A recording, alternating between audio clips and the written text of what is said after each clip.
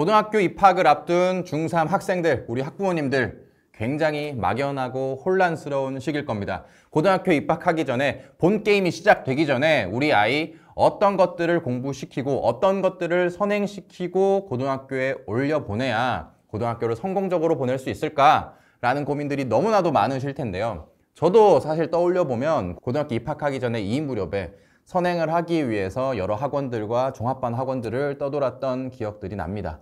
지금 인터넷을 찾아봐도요, 우리 학생들, 우리 학부모님들 고등학교 올라가기 전에 무슨 공부를 해야 되는지, 어떤 강의를 들어야 되는지 수많은 정보들 속에서 여러분들이 혼란스러워하고 있는 모습들이 보이는데요. 그러다 보니까 무작정 그냥 동네에서 유명하다는 종합반 학원에 밀어넣고 이만하면 됐어, 학원에서 알아서 해주겠지 라고 생각을 하고 있거나, 아니면 유명한 인강 사이트의 프리패스를 끊어서 유명한 선생님들의 커리를 쭉 탄다거나 하는 경우들이 있을 텐데, 그렇게 하다 보면은 놓치는 부분들이 반드시 생기고 또는 불필요한 공부를 하면서 시간을 낭비할 수도 있으니까, 오늘 제가 고등학교 올라가기 전에 국어, 영어, 수학에서 각각 어떤 내용을 공부를 해야 되는지 명확한 분량을 잡아 드릴 테니까, 그리고 어떻게 공부해야 되는지 설명을 해 드릴 테니까 오늘 영상을 보시고 동네 학원을 선택하시든 인강을 선택하시든 앞으로 남은 고등학교 입학 전까지의 선행 공부 계획을 수립하시면 되겠습니다. 따라오실 준비 되셨습니까? 오늘 이 영상 보시면 앞으로 선행 계획에 대해서 다른 영상들은 더 이상 보실 필요가 없으실 겁니다. 국어, 영어, 수학 순서대로 설명을 드릴 텐데요. 사실 수학 같은 경우에는 명확한 진도가 있기 때문에 대략 이런 공부를 하면 되겠구나 라고 어렴풋이 감을 잡고 있으시지만, 국어, 영어 같은 경우는 사실 중요하다는 얘기는 굉장히 많이 들었지만 무엇을 공부를 해야 되는지,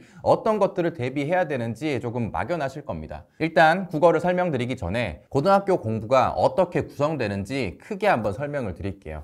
일단 고등학교 공부는 크게 능력을 향상시켜야 되는 공부, 그리고 지식을 습득해야 되는 공부, 크게 두 가지로 나눠집니다. 쉬운 것부터, 지식을 습득하는 것들은 우리 학부모님들도 우리 학생들도 너무 쉽게 알듯이 어떤 개념을 공부한다거나 어떤 개념을 머릿속에 집어넣는, 머릿속에 있는 박스를 채우는 그런 공부를 의미하고요. 능력을 키우기 위한 공부는 그럼 어떤 거냐면, 어떤 지식을 습득하는 게 아니라 머릿속에 근육이 있다고 상상을 해보시면 좀 편하실 것 같은데요. 어떤 문제를 맞닥뜨렸을 때 또는 어떤 지문을 맞닥뜨렸을 때 그것을 풀이해낼 수 있는 능력, 해석할 수 있는 능력, 그 능력 자체를 키우는 겁니다. 이 국어와 영어는 대표적인 능력이 중요한 과목인데요. 국어에서 키워야 하는 능력은 독해력입니다. 이 독해력은 무엇이냐면, 처음 보는 글을 읽고 그 글이 어떤 내용인지 바로바로 이해하는 능력, 처음 보는 글을 읽고 해석하는 능력이 독해력이라는 겁니다. 이 고등학교 입시 국어의 핵심이 이 독해력을 향상시키는 건데, 그래서 예비고1 이 시기에 국어 독해력 향상을 위한 공부를 하셔야 됩니다. 자, 그럼 독해력을 위해서 무엇을 공부를 해야 될까요? 자, 쉽게 생각하는 건 그럼 책 많이 읽으면 되지 않나요? 라고 하는데, 자, 책을 많이 읽으면 물론 독해력에 도움이 되겠지만, 이건 저희가 다른 영상에서도 한번 언급을 드렸는데, 시간이 부족하기 때문에 입시 국어에서 시험을 치르는 지문으로 집중적으로 입시 공부에 딱 필요한 독해력만 향상을 시켜야 돼요. 그걸 위해서 우린 뭘 공부를 해야 되느냐? 국어 지문을 공부를 하는 겁니다. 명확한 분량도 잡아드리겠습니다. 국어는 크게 문학이라는 분야와 독서라고 불리는 비문학으로 나뉘는데, 문학에 해당되는 지문 2개에서 3개 매일매일입니다. 비문학에 해당되는 지문 매일매일 2개에서 3개를 공부를 하시면 되겠습니다. 자, 이때도 아무 교재로 하는 게 아니라 진학할 학교의 1학년 교과서에 있는 지문으로 공부를 하시면 되고요. 근데 보통 그 지문이 10개 남짓입니다. 그럼 한 일주일이면 다 하겠죠. 자, 그러면 그 남은 기간 동안은 고등학교 1학년 수준의 모의고사 문제집이 시중에 많이 있습니다. 그 중에 하나를 선택하셔가지고 매일매일 훈련을 하시면 되겠습니다. 어떤 문제집을 선택을 해야 되느냐? 사실 여기에 대해서도 이제 설명할 게 많지만, 가장 좋은 기준은 해설지가 두꺼운 겁니다. 해설지가 두꺼우면 두꺼울수록 좋은 문제집이라고 1차적으로 판단을 할 수가 있는데, 해설지가 두꺼운 고1 수준의 모의고사 문제집을 선택을 하셔서 문학, 비문학 2개씩 공부를 하시면 됩니다. 그러면 어떻게 공부를 해야 되느냐를 설명을 드리도록 하겠습니다. 크게는 2개 영역으로 나눠집니다. 독해력이 국어 능력의 핵심이라고 했죠. 그래서 일단 첫 번째는 독해를 하는 겁니다. 말 그대로 글을 읽는 거. 글을 읽는 게 첫 번째고요. 두 번째는 분석 과정인데요. 분석 과정이 뭐냐면, 내가 왜 틀렸는지, 내가 독해를 왜 잘못했는지 해설지랑 비교를 하면서 틀린 부분을 찾아내는 그 과정입니다. 크게 이 2단계로 진행이 된다고 보시면 되고요. 먼저 첫 번째, 독해는 어떻게 해야 되느냐? 제가 앞에서 독해력이라 하면 뭐라고 했죠? 처음 보는 글을 그 자리에서 읽어낼 수 있는 능력이 독해력이라고 했습니다. 각각 문학, 비문학이 조금 차이가 있기 때문에 나눠서 설명을 드리면, 비문학의 독해력이라고 하면 비문학 같은 경우는 글의 정보량이 굉장히 많습니다. 수많은 정보를 읽고 그 정보를 최대한 내 머릿속에 집어넣는 것, 그걸 목표로 글을 읽으시면 되는데, 많은 훈련이 되면 그냥 글을 쭉 읽기만 해도 그 정보가 머릿속에 착착착착 저장이 되는데, 처음에 훈련을 하는 단계라면 저희는 정보 구조도라는 걸 그리기를 추천을 드립니다. 정보 구조도라는 거는 쉽게 설명을 하면 가단락, 나단락, 다단락 해서 단락별로 어떤 관계가 돼 있는지 도식으로 정리를 하는 거고요. 그리고 각각의 그 단락이 어떤 정보를 갖고 있는지 같이 메모를 해둔 그런 것들을 정보 구조도라고 합니다. 이 정보 구조도에 대해서는 저희가 다른 영상에서도 다루고 있으니까 이걸 참고를 하시고요. 글을 읽으면서 내가 머릿속으로 정리한, 이해한 이 정보를 정보 구조도로 정리하는 거, 그게 비문학의 독해라고 생각을 하시면 되고요. 그리고 문학 같은 경우는 어떻습니까? 문학은 글 속에 정보가 많지 않습니다. 정보가 없고 작가가 말하고자 하는 메시지가 들어 있습니다. 근데 일반적으로 문학은 어때요? 대놓고 얘기를 하지 않죠. 내 마음은 호수요, 이렇게 은유적으로 표현을 합니다. 작가가 던지고 싶은 메시지를 숨겨놨어요. 저희는 그걸 함축 의미라고 하는데요. 그 함축 의미를 찾아내는 것이 문학의 핵심입니다. 그리고 이 함축 의미를 표현하기 위해서 작가가 어떤 표현 방식을 썼는지 그것까지 쌍으로 찾아내는 것이 문학 독해의 핵심이라고 보면 되겠습니다.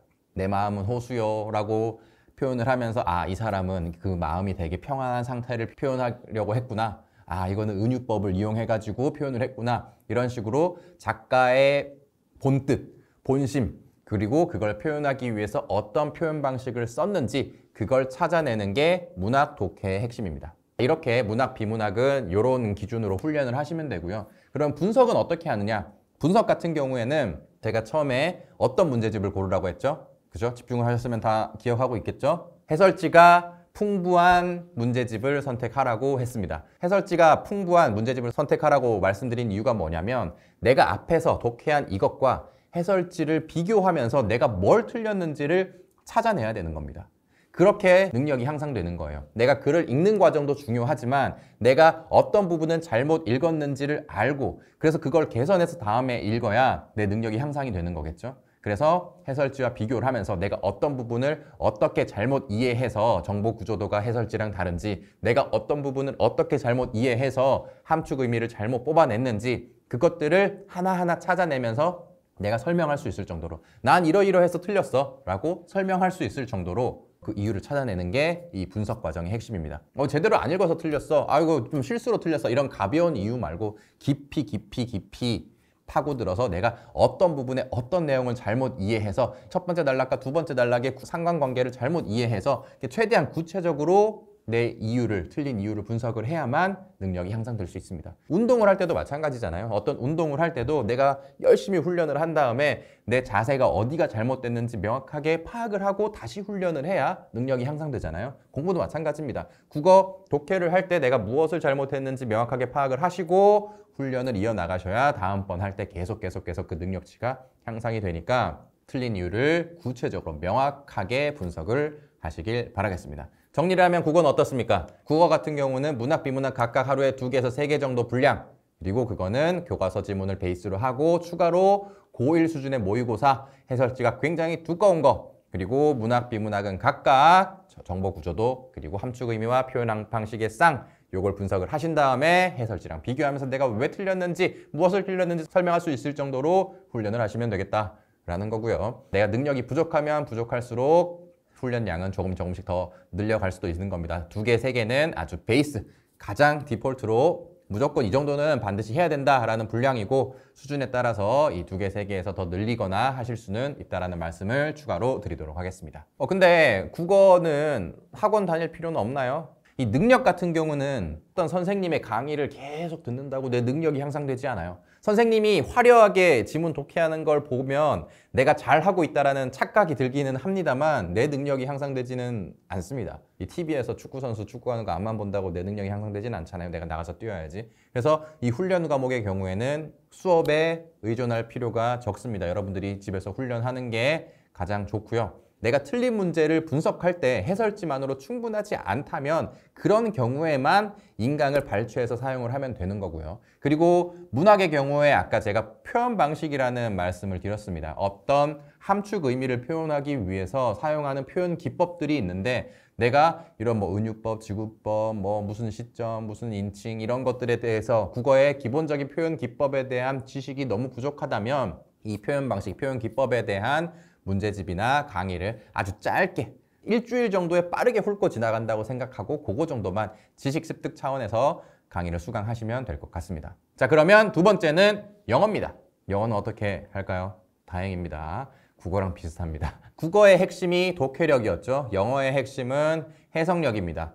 비슷한데요. 주어진 영어 지문을 읽고 한국말로 바꿀 수 있는 그 능력을 해석력이라고 한다라고 생각하시면 될 것 같습니다. 그래서 마찬가지로 영어도 하루에 2개에서 3개 정도의 지문을 꾸준히 훈련하시면 되고요. 우리가 진학할 고등학교의 영어 교과서 지문을 베이스로 하시고 추가로 고1 수준의 영어 모의고사 문제집으로 하시되 이때도 그렇죠. 지문 해설지가 최대한 두꺼운 걸로 선택하셔가지고 공부를 하시면 됩니다. 영어도 어떻게 공부를 하느냐? 해석하는 단계가 있고요. 두 번째는 분석을 하는 단계가 있습니다. 그럼 해석을 어떻게 하느냐? 일단 해석의 핵심은 문장 성분이라는 겁니다. 주어, 서술어, 목적어, 보어 이것들을 구분하면서 모든 문장을 꼼꼼하게 해석할 수 있는가? 모든 문장을 우리말로 원활하게 바꿀 수 있는가? 이 관점에서 훈련을 하시면 됩니다. 그래서 그냥 막 대충 감으로 때려 맞추는 게 아니라 이건 주어구나, 이건 목적어구나, 이건 서술어구나, 이건 보어구나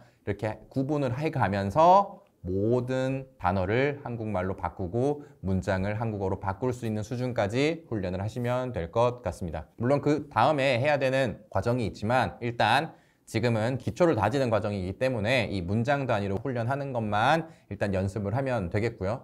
마찬가지로 분석 과정에서는 그쵸, 내가 왜 틀렸는지, 어떤 단어를 몰라서 틀렸는지 또는 어떤 문법을 몰라서 내가 주어, 서술어, 목적어를 구분하기가 어려웠는지 어떤 것이 부족해서 해석을 잘못했는지 분석하는 과정까지 훈련을 하시면 되겠습니다. 영어는 강의 안 들어도 되나요? 라고 하실 텐데 이것도 마찬가지입니다. 국어처럼 훈련 과목이기 때문에 그쵸, 강의를 많이 들으실 필요가 없고요. 다만 어휘나 어법이 내가 너무 부족하다 그런 경우에는 예외적으로 이용을 할 수가 있는데 이것도 사실 강의를 이용하기보다는 어휘, 어법, 교재를 빠르게 훈련하는 게 좋습니다. 왜냐하면 고등학교 영어의 핵심이 뭐라고 했죠?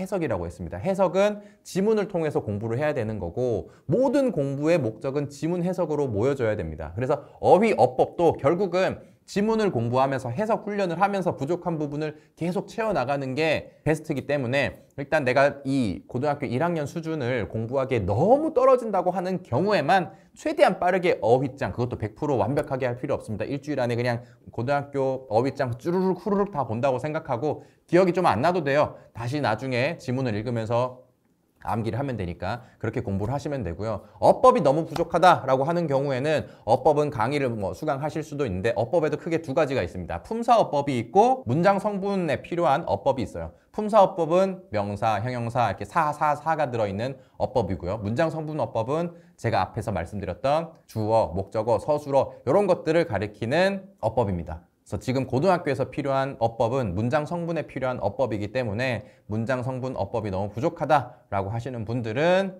빠르게 이것도 한번 일주일 안에 끝낸다고 생각하고 후루룩 하고 또 부족한 거는 또 지문 해석하면서 하시면 되니까 불안해 하지 마시고 지금은 해석력을 키우는 데 집중을 할 시기다. 마지막 수학입니다. 수학은 딱 1년쯤 하시면 됩니다. 고등학교 1학년 과정에 진도 나갈 분량만큼 보통 공통과정에 포함되는 수학 과목인데 그것만 하시면 되고 이제 그걸 위해서 어떤 공부를 해야 되느냐 기본서 한 권 정도를 하시면 되고요. 문제집 한 권 정도 추가를 하시면 되는데 문제집 수준도 너무 어려운 거 심화 문제 하실 필요 없습니다. 그냥 시중에 나와 있는 센의 한 B 정도 수준의 문제집을 선택해서 하시면 되고요. 만약에 너무너무 시간이 부족하다라고 하면 문제집은 떼고 기본서만 하셔도 충분합니다.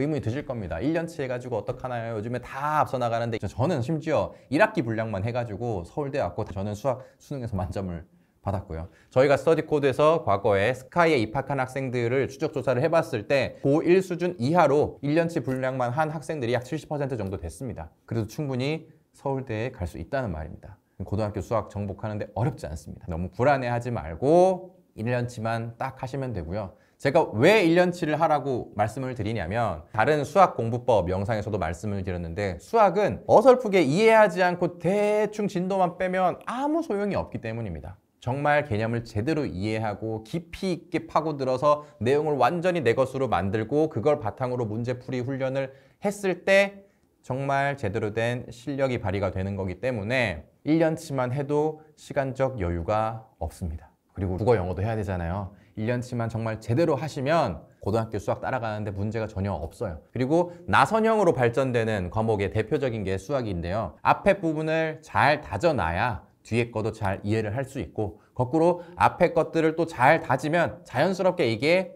뒤에 배울 내용에 받침이 됩니다. 그러니까 1학년 과정 제대로 해두면 여러분들 2학년 것들도 어렵지 않게 차차차차 올라가실 수가 있을 거고 여러분들이 지금만 공부하는 게 아니잖아요. 고등학교 올라가서 여름방학도 있고 학기 중에 분명히 또 선행을 나갈 겁니다. 그때 하셔도 늦지 않으니까 지금은 1학년 과정만 정말 제대로 깊이 있게 공부를 하겠다라는 마음만 가지셔도 될 것 같습니다. 걱정하실 필요 없습니다. 지금 진도 쭉쭉쭉 빼고 있는 학생들의 거의 90% 이상은 정말 최상위권, 극상위권을 제외한 대부분의 학생들은 진도만 쭉쭉 나가지 전혀 머릿속에 제대로 된 지식이, 능력이 쌓이고 있지 않기 때문에 전혀 걱정하실 필요 없고 우리는 1년치를 정말 제대로 완벽하게 내 것으로 만든다는 생각으로 공부를 하시면 그런 친구들 다 역전할 수 있으니까 아무런 걱정 안 하셔도 된다. 자, 그러면 어떻게 공부를 해야 되느냐? 자, 앞에서 간략하게 설명을 드렸는데요. 진도만 쭉쭉쭉쭉 나가는 게 아니라 그 개념을 완전히 깊이 있게 이해를 하셔야 됩니다. 강의만 계속 듣는 게 아니라 강의를 듣고 나서 혼자 복습하는 과정, 자습하는 과정을 통해서 내가 이 개념을 정말 완벽하게 이해됐는지, 이 개념은 어떤 원리인지를 완벽하게 이해를 할 수가 있어야 되고요. 그리고 문제를 풀이할 때에는 이 문제에 이 개념에 어떤 원리가 쓰였는지, 이 문제에 이 개념이 왜 쓰였는지를 이해하면서 문제를 풀이하셔야 됩니다. 이 공부법에 대해서는 제가 수학 1등급을 받을 수 있었던 그 이유, 이 영상에서 설명을 했으니까 이 영상을 보시면 수학 공부법에 대해서는 조금 더 감을 잡으실 수가 있을 것 같습니다. 수학은 얼마나 해야 된다고요? 1년치만 하시면 됩니다. 1년치 하시는데 어설프게 진도 쭉쭉쭉 빼는 게 아니라 강의 듣고 혼자 자습을 하면서 개념을 깊이 있게 이해를 하고 문제를 풀 때도 이 개념이 문제에 왜 이렇게 쓰이고 어떻게 쓰이고 어떤 원리가 쓰였는지 완벽하게 이해를 해야 된다라는 것까지 아시면 될 것 같습니다. 국영수 쭉 설명을 드렸는데 자, 사회과학에 대해서 이제 의문이 있을 수 있을 텐데 사회과학도 물론 고등학교 올라가서 중요하기는 합니다만 국영수가 더 중요합니다. 일반적으로는 물론 뭐 예외가 있긴 하지만 국영수 능력을 키우는 게 더 힘듭니다. 왜냐하면 아까 앞에서 제가 능력과 지식 과목으로 나눠진다고 했죠. 국어, 영어는 대표적인 능력 과목이고요.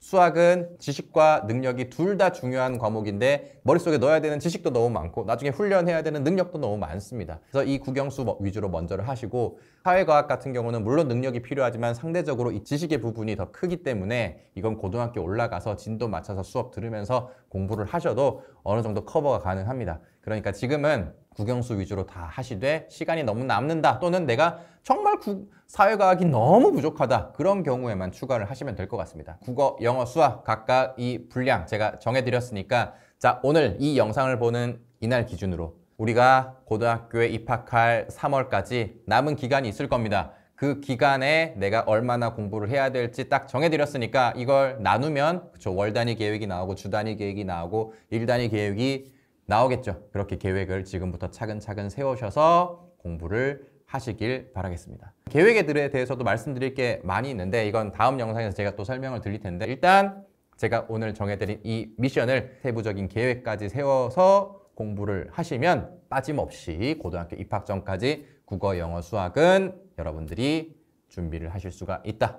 우리 학부모님들 자녀 공부 걱정 없이 완벽하게 시킬 수 있다라는 것까지 말씀을 드리도록 하겠습니다. 중3 고등학교로 올라가는 예비고1 이 시기 우리 학부모님들도 그렇고 우리 학생들도 너무 혼란스럽고 불안한 시기입니다. 무엇을 어떻게 공부를 해야 되는지 중요하다고 하는데 명확하게 딱 알려주는 곳들이 없어서 굉장히 불안하실 텐데 저희 스터디 코드가 그런 학부모님들을 위해서 지금 수십 년 동안 연구를 해서 입시 공부에 필요한 그런 정답들을 드리기 위해서 이런 컨텐츠들을 만들고 있습니다. 더 필요한 자료들이 있으시면 저 유튜브 채널에 들어가셔가지고 여러 영상들을 검색을 해보시면 될 것 같고요. 우리 아이는 지금 습관도 제대로 안 잡혀 있고 혼자서 잘 못할 것 같다. 좀 더 빠르게 예비고일 시기에 필요한 것들을 싹 세팅을 한 다음에 선행을 준비하고 싶다라고 하시는 분들은 저희 스터디코드 홈페이지에 들어가시면 예비고일 프로그램이 마련되어 있으니까 그 프로그램을 이용을 해보셔도 좋을 것 같고요. 여러분들 중학교 때 공부를 잘 못했습니까? 괜찮습니다. 고등학교 올라가면 충분히 역전할 수 있는 기회가 너무나도 많습니다. 근데 이런 생각 할 겁니다. 나 중학교 때도 못했는데 고등학교 올라간다고 내가 갑자기 공부를 잘할 수 있냐. 고등학교 올라가서 내가 개박살 나지 않을까 이런 걱정들을 많이 하실 겁니다. 그럴 때 여러분들이 일반적으로 하는 생각이 뭐죠? 선행 많이 나가야지. 그리고 더 열심히 해야지. 자, 이 두 가지로 여러분들이 접근을 하는데 이 생각부터 여러분들이 바꾸고 시작하지 않으면 개박살 납니다. 성적도 성적이지만 더 큰 문제는 뭐냐면 여러분들의 심리 상태에 큰 타격을 미치는 겁니다. 아, 내가 더 노력했어야 되는데 하면서 자책을 하고 아, 내 머리가 딸리나 보다. 저런 애들이랑 나랑 레벨이 다른가 보다 하면서 여러분들의 자존감이 갉아먹히는 그런 경우들을 너무 많이 봐왔습니다. 자, 그러면 여러분들이 개박살 나지 않으려면 어떻게 해야 되느냐? 선행도 하기는 해야 되는데 이거를 어떻게 해야 될지, 그리고 더 열심히 하는 것 이상으로 여러분들이 해야 될 것이 무엇인지 제가 설명을 드리겠습니다. 이 내용만 알고 준비를 하시면 중학교 때 여러분들이 성적이 어떠했던 간에 드라마틱하게 바뀔 수가 있고요. 중학교 때까지 공부를 잘해왔다고 자만하는 친구들도 개박살 나는 그런 일을 피하실 수가 있을 겁니다. 이런 의문이 하나 들긴 할 겁니다. 그러면 열심히 할 필요 없냐? 만약에 여러분들이 정말 열심히 지금까지 노력 안 한 게 문제라면 열심히 하기만 하면 성적이 나오긴 할 겁니다. 근데 이 성적이 올라가다가 한계가 있을 거예요. 어느 순간 올라가지 못하고 막혀버릴 겁니다. 자, 그러면 이런 상황에 맞닥뜨리면 여러분들은 어떤 생각을 하죠? 내 노력이 부족한가 보다 하고 더 열심히 하려고 한다거나 고등학교는 이제 머리의 문제구나 하면서 포기를 해버립니다. 자, 이런 경우가 발생하지 않기 위해서는 기본적으로 열심히는 해야 되지만 추가로 필요한 게 있다라는 겁니다. 그럼 뭐가 더 필요하냐? 성적에 대한 공식이 있어요. 스터디 코드에서 예전에 다른 영상에서도 말씀을 드렸는데 성적은 노력과 방법이 갖춰졌을 때 결과가 나오는 겁니다. 제대로 된 방법을 알고 있음에도 노력을 하지 않으면 성적은 나오지 않는 거고요. 노력을 했음에도 불구하고 방법이 제대로 잡혀있지 않으면 성적은 나오지 않는 겁니다. 그러면 중학교 때 공부 잘했던 친구들은 더 열심히 하기만 하면 되는 거 아니냐라는 생각을 하실 수가 있는데 중학교 공부랑 고등학교 공부는 전혀 달라요. 뭐 겉으로 보이기는 비슷할 수 있어요. 근데 얘는 공부할 게 너무 많아. 그리고 공부할 게 너무 어려워. 그래서 중학교 때는 사실 대충 수업 듣고 학원 다니고 벼락치기로 암기하고 숙제하는 정도로 다 커버가 가능했어. 근데 고등학교 때는 점점 그게 많아지고 하기 때문에 여러분들이 제한된 시간 내에 이 많고 어려운 내용을 하기 위해서는 같은 방법으로 접근해서는 절대 좋은 결과가 나올 수가 없다는 거죠. 물론 예외가 있을 수는 있어요. 여러분들이 방법이 1인데 노력이 100이야.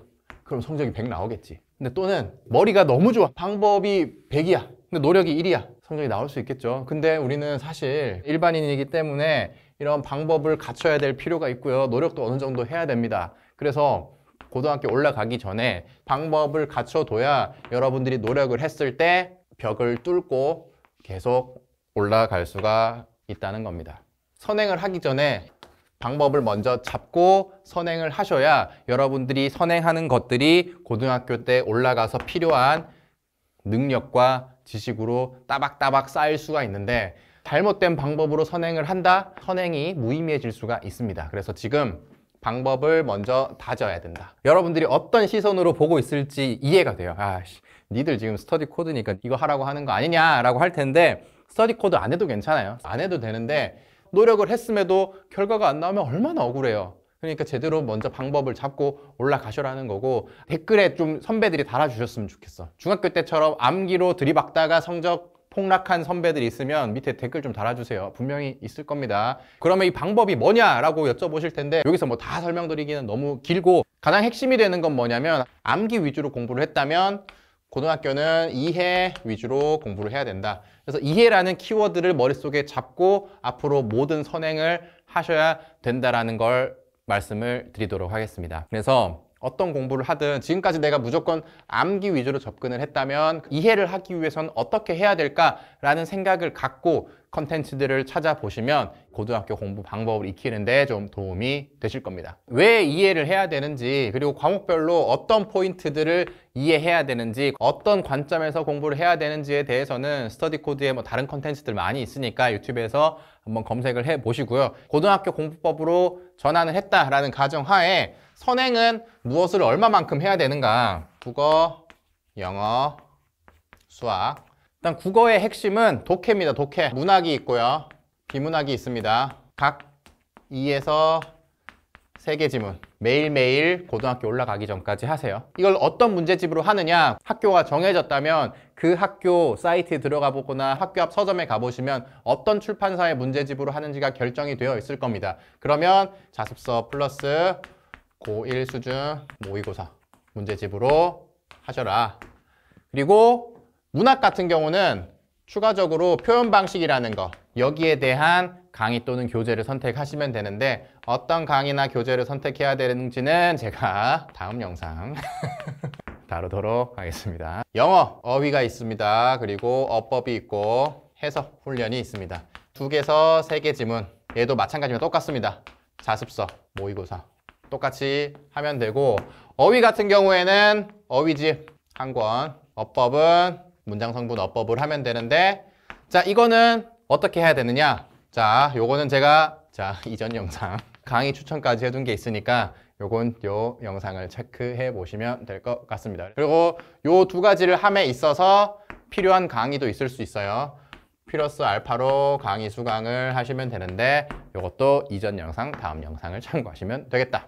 그리고 수학 같은 경우는 고1 진도에 대해서 기본서 문제집, 고1 선행을 함에 있어서 어떻게 공부를 해야 되고 어떻게 공부를 하면 안 되는지에 설명한 영상이 있으니까 그 영상을 참고해 보시면 될 것 같습니다. 자, 일반적으로는 선행을 여기까지만 생각을 합니다. 국어, 영어, 수학, 선행에 대해서만 생각을 하는데 대부분의 학생들이 빠뜨리고 있는 선행이 있습니다. 그건 뭐냐? 학종, 생기부. 생기부에 대한 선행을 여러분들 하셔야 돼요. 이런 건 올라가가지고 나중에 다 하고 나서 컨설팅 받는 거 아닙니까? 라고 생각을 할 텐데 적혀버린 생기부를 관리하면 늦어요.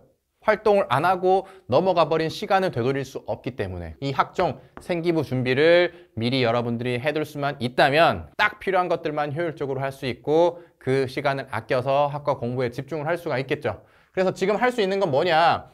진로입니다. 진로. 여러분들의 장래 희망, 내가 어떤 방향으로 나아가고자 하는지에 대해서 생각해 보는 거. 시간이 많지 않습니까? 부모님이랑 생각도 해보시고 여러 자료도 찾아보시고 책도 읽어보시고 영상도 보면서 진로를 찾는 거. 지금 할 수 있는 가장 좋은 학종 생기부 선행입니다. 확정이 안 될 수도 있고요. 지금 확정하더라도 바뀔 수도 있습니다. 그럼에도 불구하고 지금 이 진로를 찾기 위해서 뭐 책을 본다거나 뭐 인터뷰 영상을 본다거나 뭔가 답사를 가본다거나 이런 활동을 통해서 나는 왜 이런 직업을 갖기로 했습니다 라는 생각을 정리해 놓는 것만으로도 생기부 활동에 굉장히 좋은 영향이 될 것이고, 그것만 잘 해두면 3월 땅 시작하자마자 동아리 선택 진로 상담부터 과목별로 공부를 할 때 수행평가 할 때에도 정말 효율적으로 할 수가 있을 겁니다. 활동에 대한 훈련 역시 어떻게 하는지에 대해서 제가 지난번에 다른 영상에서 다룬 게 있으니까 그거까지 한번 확인을 해 보시면 좋을 것 같습니다. 길게 설명을 드렸는데 고등학교 올라가기 전에 중학교 때 했던 이 암기식 방법을 고등학교 방법으로 전환을 하고 국어, 영어, 수학 여기서 제가 말씀드린 것만 방법에 맞춰서 선행을 하시고요. 학종, 생기부까지 지금 딱 준비를 해서 고등학교 올라가서 3월을 맞이하면 여러분들이 중학교 때까지 성적이 어떠했던 고등학교에서 충분히 역전을 하실 수가 있을 겁니다. 지금까지 아무 생각 없이 그냥 학원만 다니고 있었다, 그냥 다들 한다는 거 따라 하고 있었다, 그런 경우에 이 계획에 맞게 이 내용들을 내가 다 하고 있는지 체크를 해보시고 부족한 게 있다면 채우시고 과한 게 있으면 제거를 하시면 되고요. 내가 선행하기에 앞서서 방법을 제대로 모르고 있다라면 스터디 코드든 뭐든 좋으니까 방법을 제대로 잡고 선행을 해 나가시길 바라겠습니다. 그래서 3월이 딱 됐을 때 난 지난 3년과 전혀 달라진 3년을 맞이할 거야. 그런 확신과 자신감이 있는 상태로 3월을 맞이하시길 바라겠고, 다시 돌아가도 그 이상 못하겠다 이런 마음이 들 수 있게 앞으로 3년 동안 잘 보내셔서 성적도 결과도 여러분들이 원하는 걸 꼭 얻을 수 있길 바라겠습니다. 우리 예비고1이 해야 될 것들, 선행에 대해서는 다들 많이 알고 있고 해야 된다라고 생각을 하고 있지만 선행 외에 우리가 해야 되는 것들이 또 있습니다. 단순히 중학교에서 고등학교 올라갈 때 공부하는 내용만 바뀌는 게 아니라 우리의 생활이 많이 바뀝니다. 중학교에서 고등학교로 올라가면서 학교 자체도 다르고 커리큘럼도 다르고 일과도 달라지고 내가 준비해야 되는 시험의 종류도 달라지고 개수도 많아지고 그렇기 때문에 우리의 생활 자체도 많이 바뀌어야 됩니다. 그래서 선행 공부도 해야 되지만 고등학교에 맞춰서 우리가 공부하던 생활 패턴들을 많이 개선을 해야 되는데 어떻게 하는지는 아무도 알려주지 않습니다. 그래서 대부분의 우리 학생들, 우리 자녀들은 어떻습니까? 고등학교에 올라가서 몸으로 부딪히면서 익힙니다. 물론 우리 인간은 적응의 동물이기 때문에 고등학교 올라가서 몸으로 부딪히다 보면은 차차차차 점차 익숙해집니다. 근데 지금까지 초등학교, 중학교랑은 다르잖아요. 고등학교는 3월에 올라가서 시작하는 모든 공부와 활동들이 입시랑 직결되기 때문에 적응하기 위해서 낭비하는 시간을 조금이라도 아낄 수 있다면 조금 더 다른 학생들에 비해서 효율적으로 입시 공부에 집중을 할 수가 있겠죠. 제가 오늘 무엇을 바로 잡고 올라갔을 때 고등학교 생활에 바로바로 적응을 해서 공부를 잘 할 수 있는지 기준을 딱 잡아 드릴 테니까 미리 머릿속으로 알고만 가는 걸로도 여러분들이 다른 친구들에 비해서는, 여러분들의 자녀가 다른 학생들에 비해서는 조금 더 쉽게 고등학교에 올라가서 적응하고 시행착오를 적게 겪을 수가 있을 겁니다. 첫 번째는 뭘 바꿔야 되느냐? 자습입니다. 지금까지 우리 자녀들의 공부 패턴, 여러분들이 공부를 했을 때 가장 중심이 됐던 것들은 수업입니다. 학교 수업이든 학원 수업이든 인강 수업이든 수업이 여러분들의 공부의 중심에 있었을 겁니다. 혼자 공부했는데요? 저 숙제 많이 했어요. 그런 숙제는 혼자 공부하는 자습에 포함되지 않습니다. 그래서 거의 대부분을 그냥 수업 듣고 숙제 내주는 거 하고 그리고 학교 시험 기간에 그냥 조금 공부하고 그 정도로 공부를 했을 겁니다. 근데 고등학교 공부는 이 수업만으로 해서는 절대로 안 뜹니다. 자습의 비중이 월등히 높아져야 돼요. 비율로 따지면 60, 70% 이상을 자습으로 채워야 됩니다. 그렇게 해야만 여러분들이 고등학교 공부를 잘 해나갈 수가 있습니다. 왜냐하면 고등학교 공부는 수업만 열심히 주입받아가지고 커버할 수 있는 정도의 분량과 난이도를 넘어섭니다. 수업을 듣고 그 내용을 바탕으로 혼자서 공부를 하면서 그 내용을 이해하고 머릿속으로 집어넣고 능력을 향상시키기 위한 훈련을 하는 과정이 필수적입니다. 여러분들이 극상위권의 천재이면 강의만 들어도 그 내용이 머릿속에 슈룩 다 들어오고 훈련을 별도로 하지 않아도 내 능력이 많이 향상이 되겠지만 저도 그랬고 우리 대부분은 거기에 해당되지 않습니다. 그렇기 때문에 수업을 메인으로 하는 게 아니라 수업을 듣고 나서 내가 혼자 공부하는 시간을 통해서 내 능력을 향상시키고 개념을 이해해서 머릿속에 집어넣는 것이 메인이 되어야만 고등학교 공부를 완벽하게 제대로 하실 수가 있다는 겁니다. 근데 내신은 뭐 단수 암기하는 거 아닌가요? 라고 할 텐데 제가 다른 영상에서 내신 공부법도 한번 말씀드린 적이 있는데 고등학교 내신은 중학교 때보다 훨씬 양이 많고 내용이 어렵습니다. 그래서 단수 암기만으로 안 돼요. 평소에 이해를 제대로 해야만 내신도 잘 볼 수 있어요. 그래서 평소에 학교 수업에 대해서도 수업을 듣고 복습을 통해서 완전히 내 것으로 만드는 그 과정이 필수적이라는 겁니다. 자, 이런 걸 뭘 보면 알 수 있나요? 여러분들 전국에 있는 학생들이 요즘에는 대치동 1타 선생님의 수업을 다 들을 수가 있는 환경이 됐죠. 그럼에도 불구하고 성적은 천차만별입니다. 그 이유가 뭘까요? 여러분들은 흔히 그냥 머리가 좋아서 그렇지, IQ가 높겠지, 지능지수가 좋겠지, DNA를 타고났겠지, 천재겠지라고 생각하시겠지만 그게 아니죠. 그 강의를 듣고 혼자서 공부하는 과정을 통해서 그것을 정말 자기 것으로 만들었느냐 아니냐에 따라서 성적의 차이가 나는 겁니다. 중학교까지는 그 차이가 크지 않았을 수 있어요. 수업만 그냥 잘 듣고 살짝 머리 잘 굴려가지고 시험 기간에 바짝 공부를 하면 됐을 수 있습니다. 그렇지만 고등학교에 올라가서 시간이 지나면 지날수록 학년이 높아지면 높아질수록 그 차이가 점점 벌어질 거기 때문에 지금 예비고1 선행을 하실 때부터 강의 중심이 아니라 자습 중심으로 공부를 전환을 해야만 고등학교에 빠르게 적응하실 수가 있습니다. 근데 전에 이런 말을 했더니 이런 질문 하더라고요. 인강은 자습 아닌가요? 학교 수업 말고 혼자 공부를 하는 거니까요. 모든 수업, 누군가가 학교 선생님이든 학원 선생님이든 인강 선생님이든 다른 사람이 나한테 주입하는 과정은 수업입니다. 자습이라 함은 책과 나만 존재하는 겁니다. 나 혼자서 공부를 하면서 이 지식을 내 머릿속에 넣는 거, 그게 자습입니다. 또 이런 질문이 들겠죠. 공부 잘하는 애들이야 알아서 잘할 텐데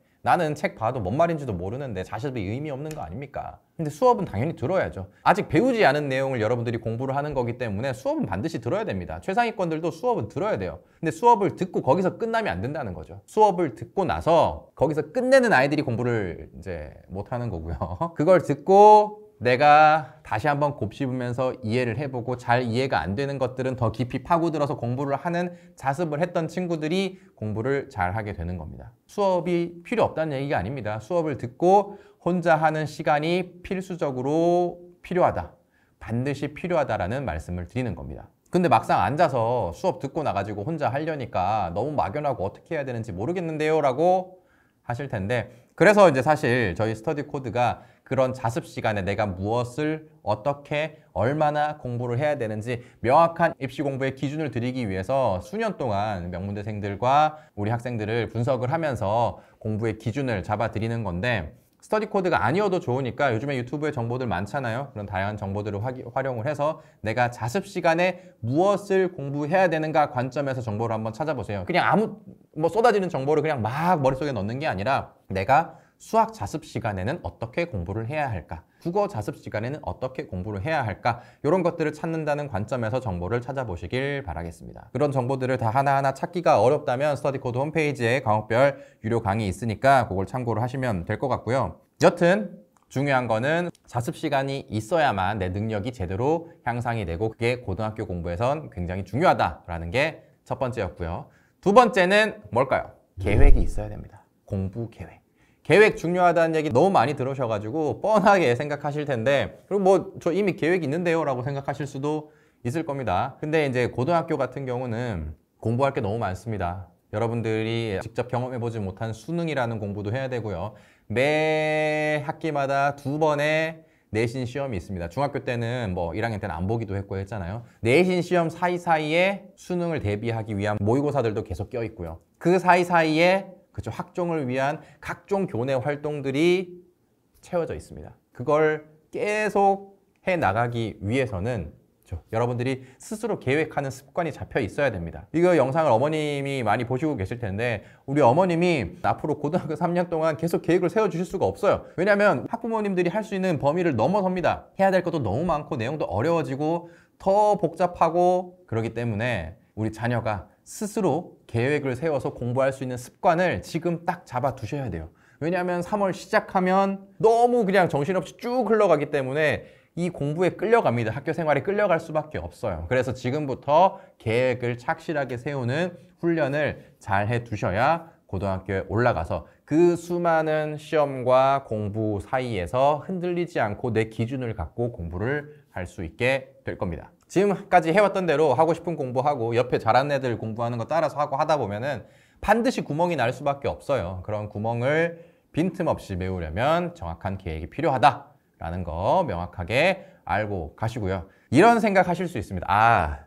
저기요, 저 MBTI가 타고나기를 계획을 못 세우는 그 성향이거든요. 그런 핑계 내지 말고요.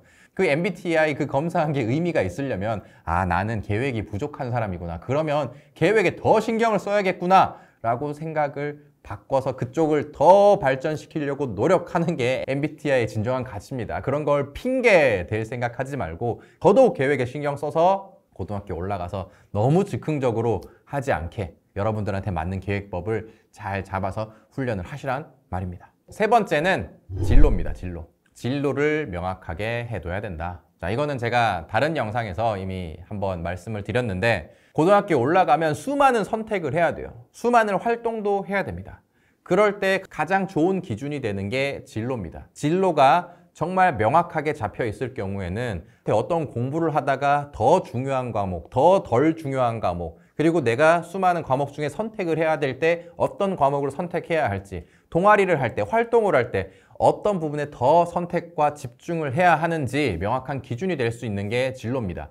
물론 다양한 요소들이 있겠지만 지금 이 시기에 진로를 딱 잡아두지 않으면 고등학교에 올라가면 공부하는 데 치여가지고 진로 고민할 여유가 없어요. 지금 시간이 좀 여유로울 때 진로를 명확하게 깊이 있게 정해두면 고등학교에 올라가서 여러분들이 수많은 선택을 할 때 명확한 기준이 될 수 있을 테니까 진로 먼저 준비를 해두셔라 라는 말씀을 드립니다. 자, 여기에 대해서는 제가 아무도 모르는 선행과목 진로 선행에 대해서 좀 구체적으로 설명한 영상이 있으니까 요거를 참고하시면 될 것 같습니다. 마지막 네 번째입니다. 뭐냐면 여러분들의 바이오 리듬을 학교 스케줄에 맞춰서 공부를 하는 겁니다. 중학교 때보다 그죠? 등교 시간도 빨라지고요. 그리고 수업 시간도 중학교 때보다 더 길어집니다. 근데 여러분들이 여기에 적응을 제대로 하지 않고 방학 동안에 바이오 리듬이 엉망이 된 상태에서 맨날 늦잠 자고 혼자서 공부할 때 50분 동안 집중도 못하는 그런 환경을 만들어 뒀다면 3월에 올라가가지고 학교 수업을 제대로 못 따라갈 확률이 너무 높습니다. 중학교 때처럼 뭐 학기 시작하면 뭐 여유롭게 시간 주고 하지 않아요. 입학하자마자 진도 쭉쭉 나갑니다. 그때 여러분들이 학교 수업 제대로 집중 못하고 진도를 놓쳐버리면 그게 쌓이고 쌓여서 한 학기 동안 꼬이는 경우들이 발생을 해요. 그래서 학기 초부터 등교를 해서 정신이 말짱한 상태로 학교 수업을 들을 수 있는 그런 신체 리듬을 지금 만들어 두시면 고등학교에 입학하셔가지고 어렵지 않게 적응을 하실 수가 있을 겁니다. 지금 중3 나태해지기 너무 좋은 시기고 늦잠 자기 너무 좋은 시기고 늦게까지 휴대폰하고 컴퓨터 하면서 시간 때우기 너무나 좋은 시기입니다. 우리 학부모님들도 마음이 많이 약해지죠. 아유 이제 고등학교 올라가면 고생 많이 할 텐데 이때 낮잠 많이 자게 하고 늦잠 자고 밤에 그래 게임 지금 아니면 언제 하겠어 라고 마음이 좀 약해지실 수가 있을 텐데 사람의 그런 바이오 리듬이 하루아침에 바뀌지 않아요. 그죠? 한 두어 달은 꾸준히 훈련을 하셔야 그게 완전히 체화가 됩니다. 그러니까 지금부터 조금 일찍 일어나는 습관, 그리고 빨리 자는 습관, 그리고 혼자 공부할 때 고등학교 공부에 맞춰서 한 50분 정도 혼자서 집중하는 훈련을 미리미리 해두시면 고등학교 올라가서 어렵지 않게 적응을 하실 수가 있을 겁니다. 이걸 왜 이렇게 제가 강조를 드리냐면 고등학교 올라가면 학교 수업이 정말 중요하거든요. 이 학교 수업만 정말 제대로 공부를 하면 적어도 인소를 합니다. 제가 여기에 대해서 학교 수업이 제가 서울대에 오는데 어떤 영향을 미쳤는지 이 영상에서 설명했으니까 그것도 한번 참고를 해보시면 좋을 것 같습니다. 자, 오늘 제가 고등학교 올라가기 전에 선행을 해야 되는 것 이외에 학교 생활에 잘 적응하기 위해서 변화해야 되는 것들 총 4가지를 말씀을 드렸는데요. 들어보면 되게 뻔해 보이지만 많은 학생들이 제대로 하고 있지 않습니다. 그리고 제대로 하지 않은 상태에서 고등학교에 올라가면 여기에 적응하느라 시간을 어영부영 허비하는 경우들이 너무나도 많아요. 그리고 심지어 이걸 이렇게 바꿔야 되는지도 모르고 계속 수업 중심으로 공부를 한다거나 계획 없이 임기응변으로 공부를 한다거나 그런 경우들이 너무 많이 발생을 합니다.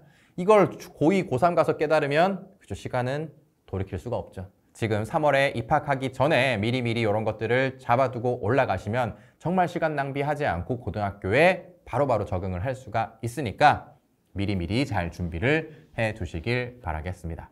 특히 이 시기에 가장 여러분들을 괴롭히는 과목이 있죠. 뭐죠? 자, 수험생들이라면 대부분 수학 때문에 지금 골치가 아플 거고 고등학교 올라가면 이 수학을 잘하느냐 못하느냐에 따라서 대학 간판이 다 바뀐다라는 얘기도 많이 들으셨을 거고 수학 때문에 문이과도 많이 갈라지죠. 그래서 수학을 대비를 하기는 해야 되는데 주변 얘기를 들어보면 벌써 진도 쭉쭉쭉 나간다는 애들도 있고 근데 우리 애는 보면 그죠, 중학교 때부터 수학이랑 담을 쌓고 있는 모습을 보이니까 굉장히 답답하고 초조하고 그러시죠. 그래서 지금 이 시기에 우리 아이 이 수학을 어떻게 하면 잘 잡아줄 것인가 라는 고민을 너무 많이 하고 있을 겁니다. 우리 학생들도 내가 비록 중학교 때는 수학을 좀 잘 못했지만 고등학교에 가서는 좀 잘해봐야 될 것 같은데 어떻게 하면 좋을까 라고 생각을 하면서 지금 이 시기에 그죠, 수학 선행을 얼마나 어떻게 해야 되는지 너무 고민을 하고 있을 거예요. 아, 진도를 쭉 빼야 될 것 같은데 난 지금 얼마 하지도 않았고 빨리 주변 친구들 따라서 선행을 해야 될 것 같은데 그러면서 수학 선행 학원을 여러분들 열심히 가고 있죠.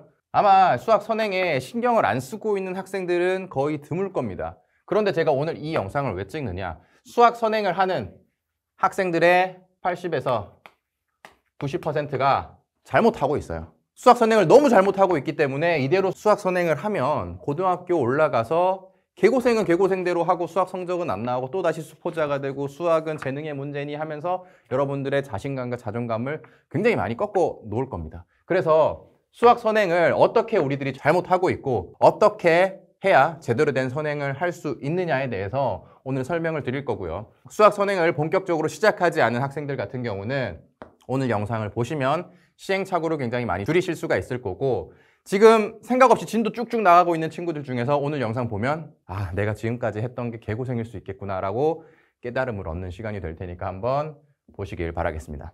수학 선행 어떻게 해야 되는지 설명을 드리기 전에 여러분들 어떻게 하고 있습니까? 첫 번째, 학원이나 인강을 듣습니다. 대부분 뭐 여기까지는 똑같죠? 그리고 어떻게 하고 있죠? 자, 학원 인강 수업 끝나면 어때요? 그쵸, 문제풀이 숙제가 나올 겁니다. 여기서 배웠던 개념들 바탕으로 문제를 쭉 내주면 그 문제를, 그쵸, 그 공식 딱 적용해가지고 유형학습하고 연산훈련하는 그런 숙제를 하는 걸로 보통 수학 공부가 거의 끝났을 겁니다. 여기서 이제 뭐 플러스 알파로 추가로 문제집을 더 푸는 경우도 있죠. 숙제 외에 문제집을 푸는 경우들이 조금 있었을 겁니다. 8, 90%가 이렇게 하고 있죠. 근데 이대로 공부를 하면 절대 안 된다라는 거죠. 의문이 드실 겁니다. 이거 말고 무슨 공부가 있냐라고 생각을 하는 우리 학생들, 학부모님들 굉장히 많을 겁니다. 왜냐면 다 이렇게 하고 있거든요. 그러니까 어때요? 수학은 극상위권과 상위권과 그 밑에 학생들이 굉장히 많이 갭 차이가 나죠. 제대로 하고 있는 1, 20%는 계속 꾸준히 수학 성적이 향상이 되는 거고, 이렇게 그냥 생각 없이 계속 수업 듣고 문제 풀고 수업 듣고 문제 풀고 하다 보면은 성적이 계속 떨어지니까, 계속 벽에 막히니까 아, 아닌가 보다 하고 수포자가 되어버리는 겁니다. 일단 수학이라는 과목 자체에 대한 이해가 필요해요. 제가 지난번 영상에서 한번 설명을 드렸는데 수학의 핵심은 개념 이해입니다. 개념 이해. 개념을 정말 제대로 잘 이해를 해야 수학을 잘 할 수가 있습니다. 물론 중학교 때까지는 이 개념 자체가 좀 쉽고 문제들이 쉬웠기 때문에 학교 수업만 들어도 개념 이해가 얼추 되고 문제 그냥 적당히 풀면 어느 정도 성적이 유지가 됐겠지만, 고등학교 수학은 범위도 많고요. 깊이도 깊어지고요. 문제의 난이도도 굉장히 높아집니다. 자, 그러면 우리가 일반적으로 생각하는 접근은 어때요? 난이도가 높아지니까 해야 될 공부가 많아지니까 학원 인강으로 진도를 뽑습니다. 진도를 뽑고 그 다음에 문제집 양을 늘리는 방식으로 공부를 접근합니다. 공부할 게 많아지니까 진도 빨리 뽑고 문제 많이 풀고 심화 문제 많이 풀고, 그죠? 그런데 여러분들, 선배들, 그리고 심지어 이 영상을 보고 계실 우리 어머님들 성적 어땠어요? 이렇게 하면 성적 안 나오는 거 경험을 하셨잖아요. 이렇게 하면 수학 잘할 수가 없습니다. 수학은 철저히 이 개념을 제대로 이해를 해야 되고, 이 개념을 제대로 이해한 것을 바탕으로 문제풀이 훈련을 하셔야만, 차곡차곡 밟고 올라가야만 성적이 나오는 과목입니다. 여기에 대해서는 제가 지난번에 수학 1등급에 대해서 설명한 영상이 있으니까 요거 한번 참고를 해보시고, 그럼 개념 이해라 하면 무엇이냐? 이거를 저희 스터디 코드에는 가져다 쓰기라는 키워드로 설명을 하는데, 이게 무슨 말이냐면 우리가 수학 문제를 풀 때를 생각을 해보면 어때요? 어떤 문제가 있고 그 문제를 풀이하기 위해서 우리가 배웠던 개념 또는 공식을 가져와서 식을 수립해서 문제를 푸는 게 수학 문제 풀이를 하는 과정입니다. 자, 그러기 위해서 우리가 수많은 문제의 유형 학습을 하는 게 아니라 어떤 문제가 나와도 풀 수 있는 능력을 키우기 위해서는 문제풀이의 도구로 쓰이는 개념과 공식을 문제에 어떻게 가져다 쓸 수 있을까의 관점으로 정리를 해둬야 돼요.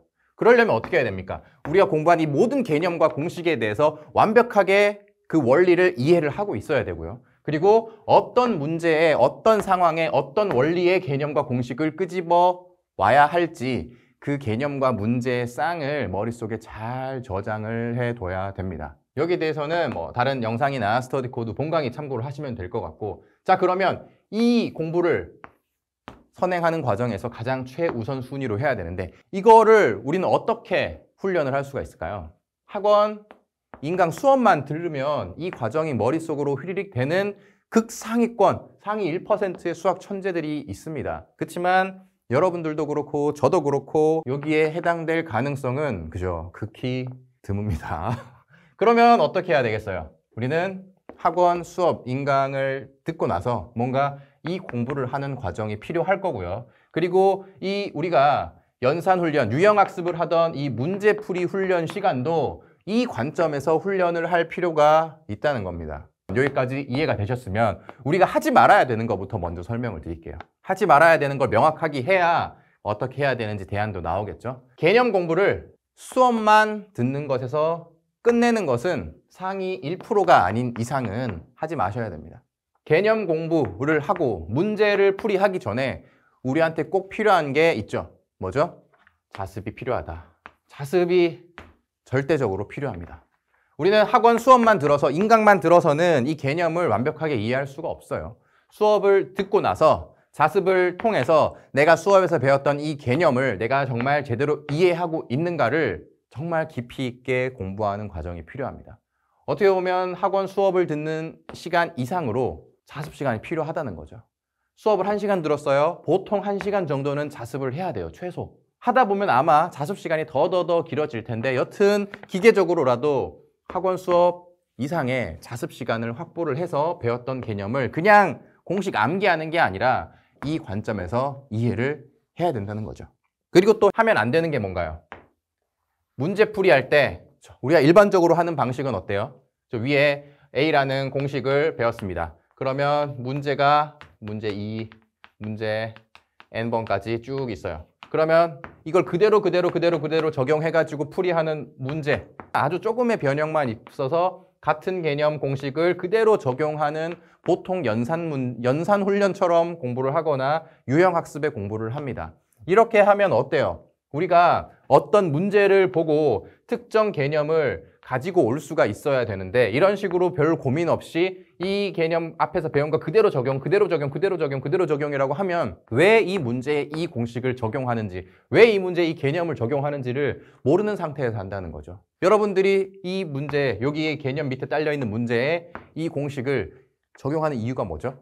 방금 배웠으니까. 방금 배운 문제를 적용하는 문제가 나올 수밖에 없으니까 그 정도 고민만 하고 그대로 끄집어 오잖아요. 근데 그런 식으로 문제풀이 훈련을 해서는 절대로 개념을 완벽하게 머릿속에 정리를 할 수 없다. 가져다 쓰기 관점에서 개념을 정리할 수가 없다라는 거죠. 수업만으로 끝나는 거 절대 금지. 문제풀이 할 때 유형학습 하듯이 연산훈련 하듯이 기계적으로 공식 적용하는 거 금지. 그러면 우리는 어떻게 해야 될까요? 첫 번째, 자습 시간의 목표는 뭐가 되죠? 그죠? 내가 공부한 개념을 가져다 쓰기 관점에서 정리를 하려면 이 개념과 공식의 원리와 이해를 완벽하게 이해를 해야 되는데 완벽하게 이해했다 함이 되게 막연하잖아요. 가장 쉽게 여러분들이 판단할 수 있는 기준은 뭐냐면 모든 개념과 공식에 대해서 이 상태가 되도록 하세요. 이 상태. 선생님처럼 설명할 수 있는 상태. 여러분들이 앞에서 배웠던 개념을 선생님처럼 설명할 수 있느냐? 말로 그냥 진짜 중얼중얼해서 누군가한테 가르쳐 줄 수 있는 정도로 근해 공식이 이러이러한 개념입니다. 인수분해는 이러이러한 개념입니다. 라고 선생님처럼 설명할 수 있는 정도로 이 개념을 이해했느냐? 이 자습의 목표는 모든 개념을 이렇게 할 수 있는 것을 목표로 하셔야 됩니다. 자, 그리고 두 번째. 문제는 이걸 설명할 수 있어야 되는데 모든 문제에 대해서 이 문제에 이 개념 공식이 없는 이유. 어떤 문제를 풀었을 거 아닙니까? 그 문제에 그 개념과 공식이 쓰일 수밖에 없는 이유가 뭔지를 여러분들이 마음속으로 얘기할 수 있을 정도로 모든 문제에 접근을 하셔야 돼요. 이렇게 하기 위해서 스킬이 있는데 기본서 같은 것들을 보면 어떤 게 있어요? 해설이 붙어 있는 문제가 있죠. 문제가 있고 밑에 해설이 줄을 써 있는 문제들이 있어요. 그런 문제는 뭐냐? 어떤 개념을 어떤 문제에 가져다 써야 되는지 그 원리를 밑에 상세하게 써둔 거예요. 그죠? 그거는 문제가 아니라 사실은 개념이라는 거죠. 자, 그러면 이런 문제를 풀 때는 답을 맞추고 말고가 중요한 게 아니라 앞에서 배웠던 개념의 어떤 원리가 그 아래 해설에 쓰여 있는지, 그래서 어떤 상황에 앞에 배웠던 그 개념을 써야 되는지를 머릿속으로 정리를 하면서 이 개념에서는 이런 원리가 핵심이고 앞으로 어떤 문제를 풀이할 때 이 원리를 가져다가 써야겠구나라는 것들을 머릿속으로 정리를 해야 되고요. 그리고 두 번째 스킬은 뭐냐면 아까 이 개념이 있으면 계속 모든 문제에 똑같이 적용하는 문제를 쭉 푸는 거에 대해서 제가 말씀을 드렸죠. 그것보다는 여러 단원의 문제가 섞여 있는 문제집들이 있을 겁니다. 그런 문제집을 풀면 어떻습니까? 여러분들이 딱 위에 있는 개념 하나만 적용하는 게 아니고 수많은 개념들이 있고 지금 배우는 이 문제 1이 어떤 걸 가져다 써야 될지를 모르기 때문에 그죠? 무조건 A만 갖고 오는 게 아니고 A부터 여러 가지 한 20개 정도 개념을 배웠는데 이 중에 어떤 걸 가져다 써야 될지 여러분들이 한 번쯤 고민을 해보겠죠. 그렇죠? 이때는 사실 기본서를 보면서 찾아도 봐도 됩니다. 어떤 개념을 여러분들이 완벽하게 지금 암기한 상태는 아니기 때문에 오픈북이라고 하죠. 기본서를 펴놓고 어떤 문제를 보면서 여기서 내가 어떤 개념을 가져다 와서 써야 될까? 그 훈련을 하시는 게 지금 단계에서는 굉장히 도움이 될 것이다 라는 말씀을 드리도록 하겠습니다. 자, 그러면 자연스럽게 문제를 보고 나서 그냥 기계적으로 위에 있는 개념을 바로 적용하는 게 아니라 수많은 개념 중에 어떤 거를 가져올지 고민하는 그 훈련이 되겠죠.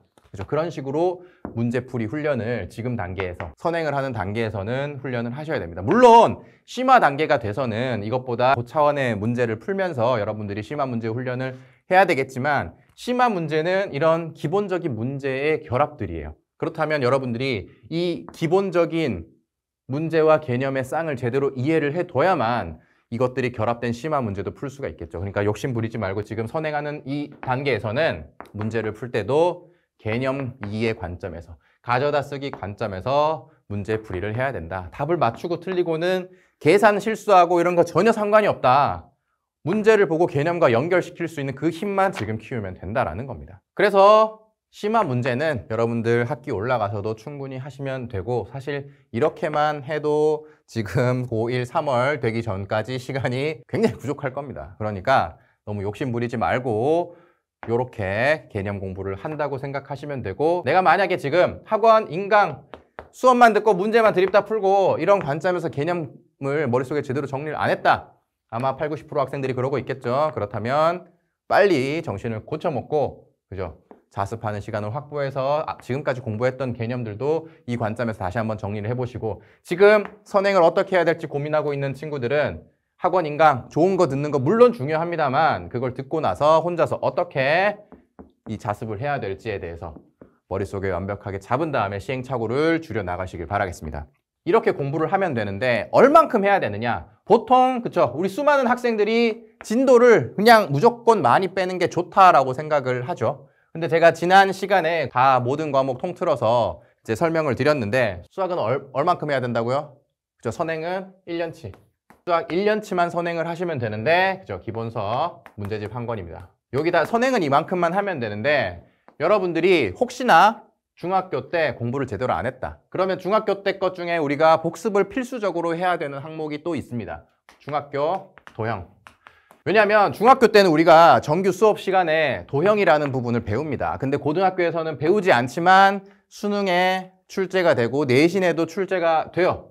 근데 중학교 때 이걸 제대로 안 해놨다면 고등학교 올라가서 이것 때문에 당황할 수가 있기 때문에 중학교 도형은 빠르게 정리를 하셔야 되고요. 이거는 뭐 강의도 많이 있고 교재도 있으니까 서점 가가지고 찾아보시면 되겠습니다. 1년치로 부족한 거 아닙니까? 라고 생각을 하실 텐데 이렇게 해보시면 시간이 부족하다라고 생각을 할 거고 저도 다른 영상에서 말씀을 드렸지만 한 학기 분량만 하고도 저는 고등학교 올라가서 그죠? 수능 만점을 받고 서울대까지 왔어요. 그리고 저희가 수많은 서울대생 스카이생들을 조사를 해봤을 때 1년치 이하로 선행한 스카이생들이 60, 70% 이상이었습니다. 그러니까 걱정하지 마셔도 되고요. 얼마 전에 비슷한 저희 영상에 이런 댓글이 달렸더라고요. 중3 겨울방학까지 수상, 수학, 개념만 끝냈는데 고1 수학 전교 1등 찍었어요. 과도한 선행 필요 없는 것 같아요. 라도 이제 작년에 선배님도 댓글을 달아주신 게 있던데 너무 불안해하지 말고 1년치만 제대로 하셔라. 라는 거 말씀드리고 수학은 그리고 대표적으로 이 나선형이라고 하죠. 나선형으로 발전하는 과목입니다. 밑에 걸 잘해야 위에 걸 제대로 할 수 있다는 거죠. 그죠? 지금 1학년 과정 잘 다져두면 그 위에 2학년 과정 차차 다지시면 돼요. 그죠? 지금 이걸 제대로 안 해두면 2학년, 3학년 올라가서 무조건 무너지고요. 반대로 1학년 과정을 제대로 다져두면 2학년, 3학년 과정도 훨씬 쉽게 올라가서 할 수가 있을 겁니다. 그리고 여러분들 지금 지금 세상이 끝날 것처럼 지금 준비해야 된다라고 불안해 하시는데 여름방학도 있고요. 그죠? 겨울방학도 있습니다. 충분히 그때도 2학년 거 선행할 수 있으니까 너무 걱정하지 말고 준비를 하셔라 라는 말씀을 드리도록 하겠습니다. 자, 근데 이제 이렇게 전에 설명을 드렸더니 또 저는 지금 너무 수학이 부족한데요. 1년치 못 나갈 것 같은데 그러면 진도라도 빨리 빼는 게 낫지 않을까요? 라고 말씀을 하시는데, 자, 수학은 속도와 깊이, 이건 끊임없이 논쟁이 있는 건데 수학은 무조건 깊이입니다. 깊이. 여러분들이 지금 1년치에 대해서 깊이 있게 못할 것 같다. 그러면 빠르게 1년치를 하는 게 아니고 깊게 한 학기라도 하세요. 한 학기라도 깊게 하시는 게 무조건 낫습니다. 빨리 하는 거 아무 소용 없어요. 깊이 할 수 있는 만큼 하시고, 중학교 때 너무 놀아서 내가 지금 고등학교 도무지 못하겠다. 자, 그런 사람들은 중학교 교과서를 펴보시면 중학교 3년 동안 배웠던 거랑 고1 과정이 비슷비슷하다는 거를 알 수가 있을 겁니다. 그래서 웬만하면 선행을 하기를 추천드리는데, 내가 진짜 아무것도 이해가 안 된다. 그런 친구들은 중학교부터, 보통 중학교에서 절반 이하 정도 수준이었다면 중학교 과정 복습부터 하셔도 무방합니다.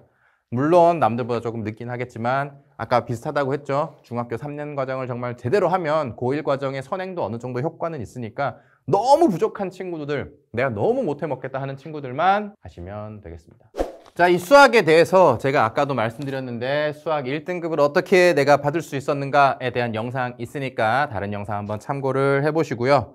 오늘 영상에 대해서도 궁금하신 거 댓글 달아주시고, 빠르게 이 가져다 쓰기가 무엇인지, 개념 이해 공부가 무엇인지에 대해서 좀 정리를 하고 싶으신 분들은 스터디코드 홈페이지 들어가셔가지고 유료 강의를 확인하시면 되겠고, 제가 다음 영상에서는 이 인강 어떻게 골라야 되는가에 대해서도 한번 설명을 드리도록 하겠습니다. 자, 그러면 오늘 영상은 여기까지.